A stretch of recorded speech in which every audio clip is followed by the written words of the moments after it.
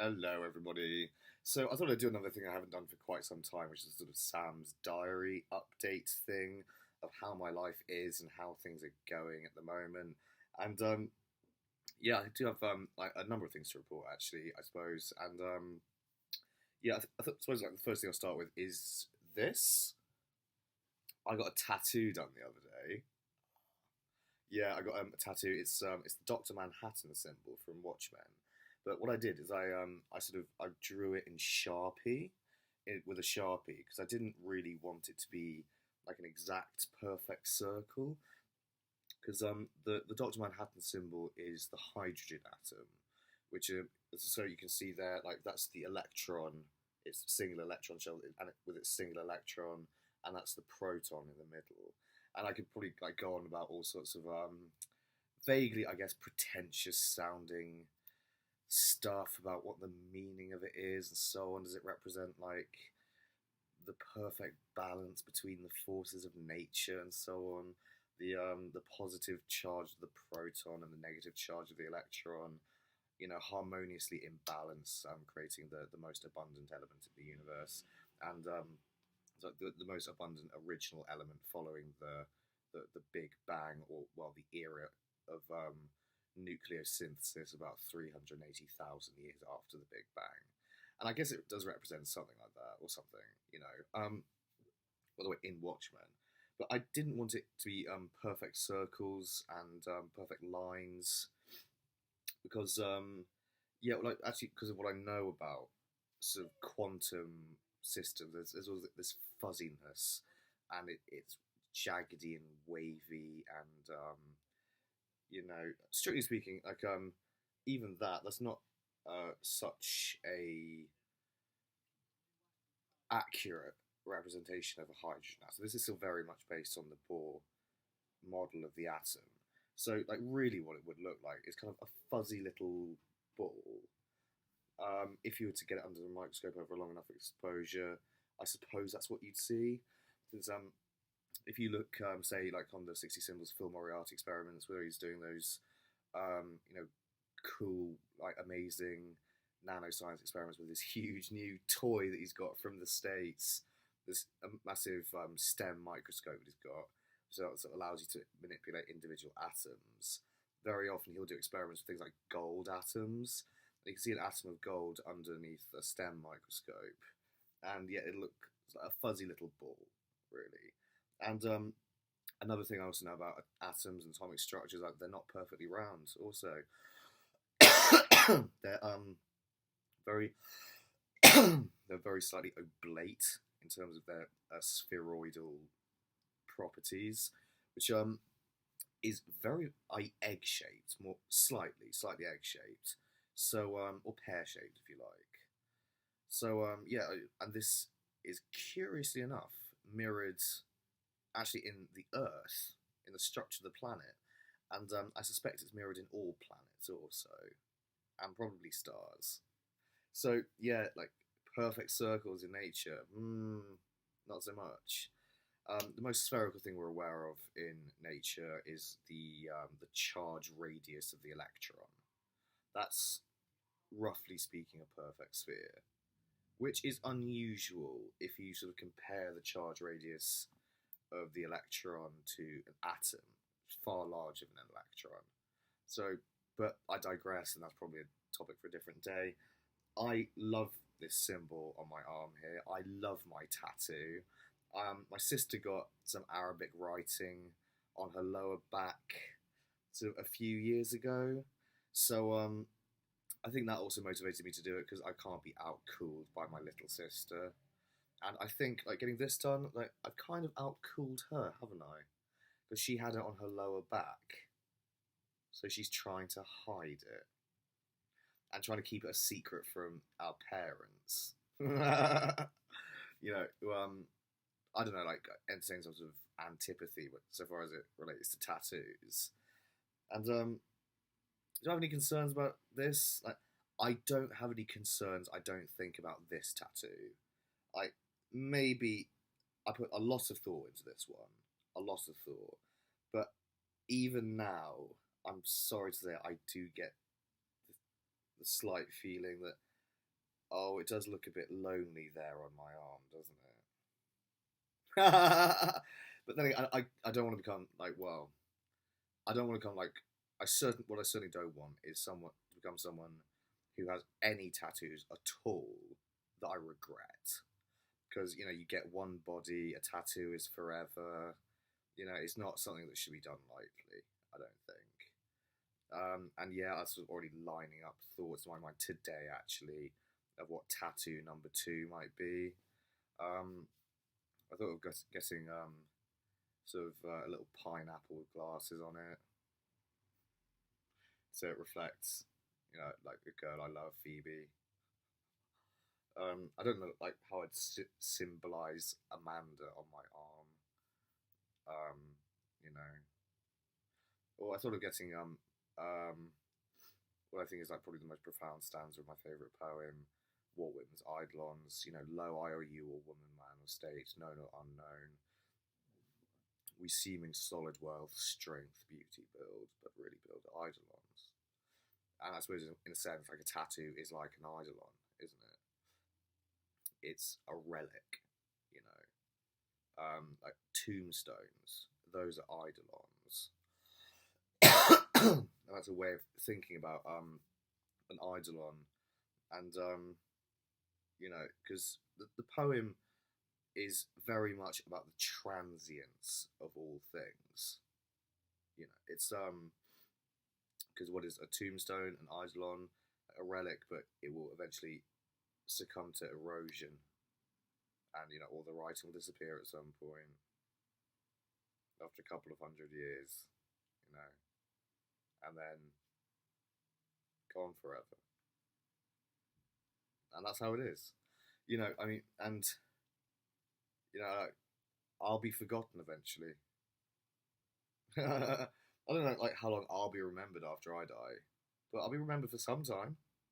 You know, relatives in my family, in the Cottle family, yeah, we remember our ancestors, but like a couple of 100 years, a few thousand years, you know, they'll they'll we'll forget. We'll forget about most of them. The notable ones, like after 1,000 years, like, well, I suppose that's sort of different, isn't it? It depends how long our civilization carries on. So, yeah, there are some quite notable Cottles from recent history, such as Basil Cottle, who's a professor of I think linguistics, was it, at Bristol University, and he also did code breaking at Bletchley Park. So he's got like a Wikipedia page, and however long Wikipedia stays around, like, yeah, people he will possibly limp on. His legacy will continue and propagate through probably just the Cottle mentality, so long as our line continues. But anything like the star will explode at some point. So yeah, the sun will go into supernova, and the Earth will be destroyed, and who knows what will happen then? Or who knows what we'll have evolved into, where we no longer care about, you know, our ancestors, people like Basil Cottle, or even people like Albert Einstein. Who knows? Or we evolve into something dramatically different to what we are now, and maybe we even engage in engineering our own genomes to affect a continued evolution, you know, and direct the course of our own evolution behind genetic engineering. So yeah, it's, and I think my conviction is that we are headed for an extraordinary future. I really believe this. I sincerely believe it. I was chatting today because I was at work. I currently work at stables. I'm I guess like a yard assistant or a groom at stables. But really, I'm sort of like yeah, like semi a groom, semi like an odd job person. You know, doing sort of a bit of everything really. And yeah, had this soapbox derby / engineering fair today, and I met some incredibly interesting people there. So there's a tent from UWE, University of the West of England, a university I attended to study English. there was the Institute of Engineering Designers there, which actually have a property right next to my mum's house in Westbury Lee, which I used to sort of like go round there and like try knocking on their door to see if anyone was in, and to see like what they do and like whether or not I could, I don't know, like maybe find out about what they're doing, because I was just interested. Engineering design, oh, that sounds interesting. Like maybe they would let me do some work experience for them or something like that. And no one ever answered the door because it seemed like no one was ever in. And yeah, like that institute sponsored the Raspberry Pi, which is the world's cheapest computer. And I might well get a Raspberry Pi actually, just to mess around with it. And so yeah, and like do a bit of coding and this sort of thing, and try and learn that a bit more possibly. And I met the guy, the Raspberry Pi guy, the guy who invented the Raspberry Pi, and that was incredibly cool. And he's got a Raspberry Pi on the space station. So that is so unbelievably cool, is it not? Having something you made on the ISS, International Space Station. Yeah, that's very, very cool. But yeah, and I chatting to a couple of engineers from Bristol University as well, like great guys, you know, talking about simulating earthquakes and how to, like, all stuff to do with engineering, how to get into it, and this, that, and the other. And you know, I ran some these ideas I've been having about like plastic rockets by them, and yeah, like I think yeah, had a really good. I always do this whenever I come across like science people or sciencey people. I know engineering isn't a science; it's like medicine. It's like somewhere between a science and an art because it's creative. But it like balances sciences and social sciences with creative industries, does it not? You know, I mean, yeah, but it was obviously underpinned by scientific principles like, you know, fluid mechanics and everything else and whatever, you know, and yeah, like I'll always take that opportunity to sort of have a nerdy discussion with someone like about any kind of STEM related thing, and grill them on like little like fun ideas. And yeah, it's like seeing that today actually, like I think I know I've said this before about physics, and but yeah, I really want to, I think, study physics and engineering now at the OU and really pack in the humanities and keep the humanities so maybe as a peripheral interest, sure, but, and I know to be competitive in those fields, like you do need to understand advanced mathematics. But actually, like the Bristol Engineers guys, they were saying like, well, like yeah, we don't really use all that much calculus, or that sort of maths we use is different to physics. But I mean, I do have like the K.A. Stroud engineering mathematics textbook. But I mean, I'm like not certain to what extent like that mathematics is actually pertinent to engineering. I think they do sort of point this out in the beginning or the opening sections of this book has nothing to do particularly with engineering as such, which is a little confusing. But what a professor of physics who I spoke to over the phone once, in relation to my quantum gravity ideas, says like you need to get that textbook to understand all the mathematics you'll need for physics. And I do really want to study physics.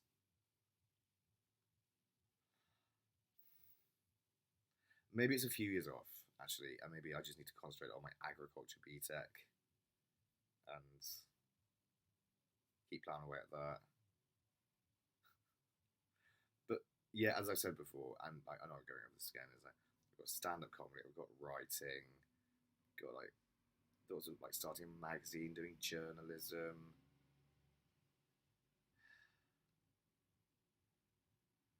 Agriculture in the mix. All sorts of ideas to do with my farm, or my dad's farm, if I take that over in the future. into sort of like a profitable, wonderful, like ecologically great message making place that attracts like loads of people who love the outdoors and the countryside for this reason. Uh, Too much for one person, isn't it? I was like approaching the limits of my capabilities here. You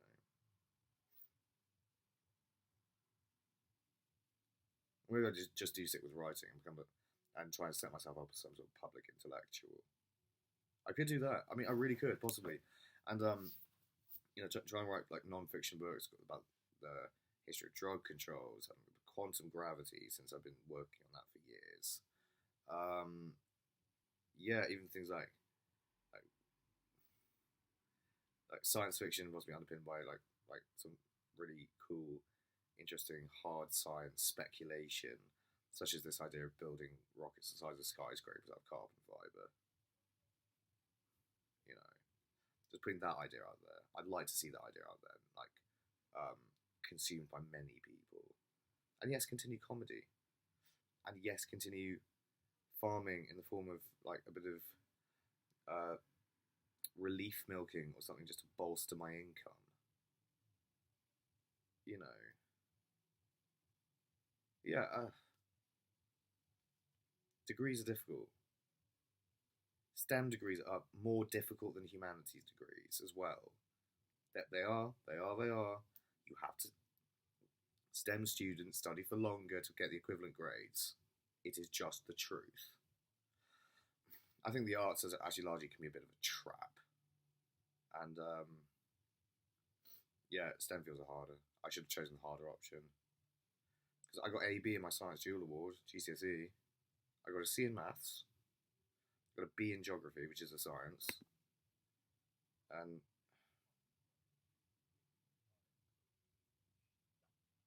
I was a pussy hole. I pussied out of STEM. And I missed my biology lab work. I fucked up the exam in biology in my AS. So took geography, biology, English, and history. Like, okay, geography, biology. Okay, got science, history, and English. Strong humanities subjects. Oh, this is good. So yeah, I got an E in biology AS, a B in geography, an A2 A level, B in English, B in history. Then go to University College Utrecht, or of Utrecht University, or Elite College of Utrecht University, doing liberal arts. I'm saying mostly humanities again, because I feel that that's my strength at this point. So like literature, history, philosophy, political theory, which is more in the social sciences actually. What it is in the social sciences. And then biology, where I get a C at university level. So it's like, go figure. I was like, that's life biology today. It's like the level 1 easy course. Just for like, it is for just getting your science requirement on the liberal arts. But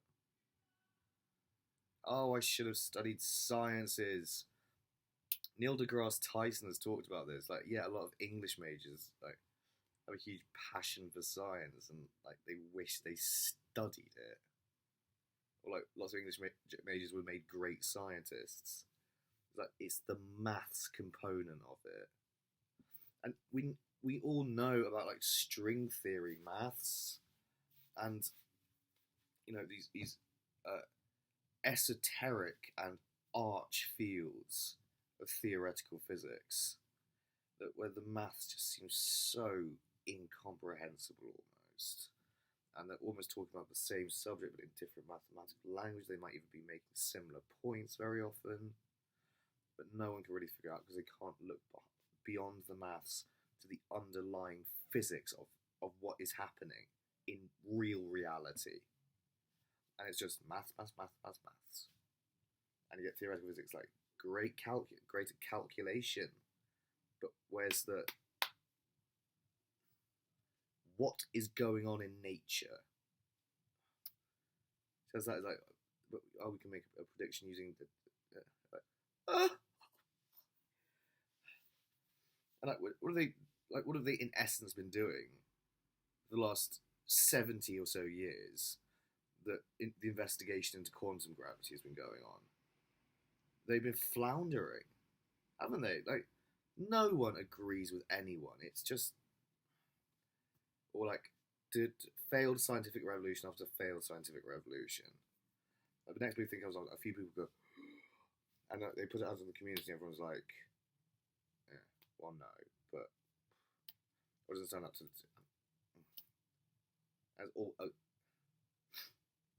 or frankly, like certain ideas like string theory gain really capture the imagination of people in physics and the larger community, or like society at large, and really grab people's imaginations. The idea of extra dimensions and particles being strings of energy, and it's like, then along comes loop quantum gravity. Like, on what level is a string not actually a loop? And then no one knows about loop quantum gravity, but it has actually, I think, a great deal more merit than the string theory. Then there's like Euclidean quantum gravity, the Stephen Hawking brainchild, and these are the three major theories of quantum gravity. I'm not going to go into the other ones. And then, like, firstly, hardly anyone knows about it outside of physics. Secondly, in physics, apparently no one at all understands it. But like, how typical. Like, which just makes me think that, well, that's probably the right one, isn't it? Or it's more correct. But then again, it might just be very esoteric, and it might be an act, frankly, of self-deception on the part of Stephen Hawking. And it might again be rather unphysical. So I don't know. Anyway, I'm going to stop blathering. I think I'll take physics and engineering eventually. Oh, I want to take it as soon as possible. I want to take it this September, alongside my final year of my BTEC in agriculture. But I need to make some progress with, like, at least trigonometry, which I do know how to do, sort of, a bit. It's just remembering the order of things to do things in. Like, how do you figure out the cosine or something? Like, well, it's adjacent over hypotenuse, isn't it? So if you know, say, like, the hypotenuse, and you can do cosine theta, stick into a calculator, say, like, cosine theta is 31 degrees. So it'd be like 31 equals x over x is equal to the adjacent, and what was the hypotenuse again? Was it 6, were we saying? So it would be